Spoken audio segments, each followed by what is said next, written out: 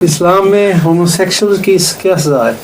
وہ اگر قوم کی قوم ہو جائے تو اس کی سزا یہ ہے کہ وہ دو بستیاں جس طرح برباد کر دی گئی تھیں ساری قوم کو برباد کر دیا جائے۔ اصل میں بات یہ ہے کہ اسلام نے سزا جو ہے انڈیویجول وہ تو ہے صرف ان کو سزا دو، بدنی سزا، اتنا ہی ہے۔ کس حد تک دو اس کی تفصیل بیان نہیں کی فرمائی۔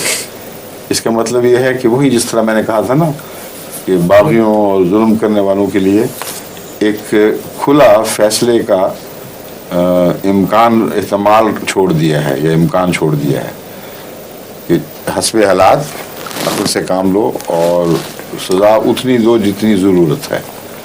یہ ایک روح ہے قرآن کریم کی جو ہر جگہ واضح کی گئی ہے، اس لیے اس کو مزید وہاں کھولنے کی ضرورت ہی نہیں تھی۔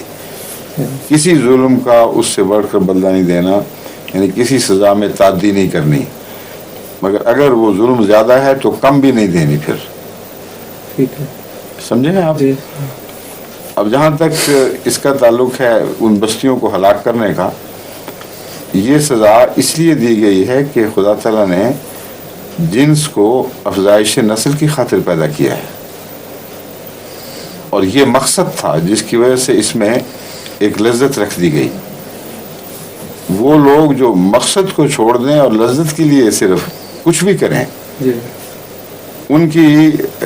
ان میں سے یہ وہ قوم لوگ ہیں جو قطعی طور پر اس کو وہاں استعمال کرتے ہیں جہاں ریپروڈکشن کا سوال ہی کوئی نہیں،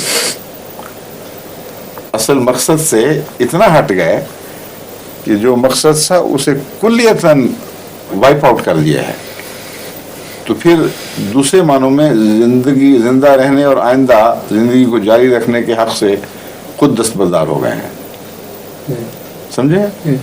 یہ وجہ تھی کہ اور کسی جرم میں انبیاء کی انکار کے سوا اس میں بھی ایک حد تک جب پہنچے ہیں، جب یہ یقین ہو گیا جس طرح حضرت لوط نے فرمایا کہ اے خدا اب اگر یہ زندہ رہیں گے تو سوائے خبیث لوگوں کے اور بچے نہیں دیں گے اب، اور یہ اس لیے کہا کہ اللہ نے پہلے خبر دے دی تھی کہ یہ حال ہو گیا ہے۔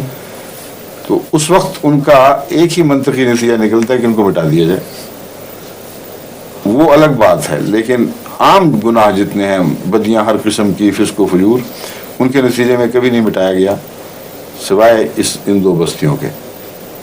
یہ پیغام ہے کہ تمہارا جواب یہ ہے کہ تم نے خدا کے اس اصول کو تسلیم نہیں کیا، تخلیق کے غرض و غایت کو نظر انداز کر دیا ہے، تو پھر تم زندہ رہنے کے لائق ہی نہیں رہے۔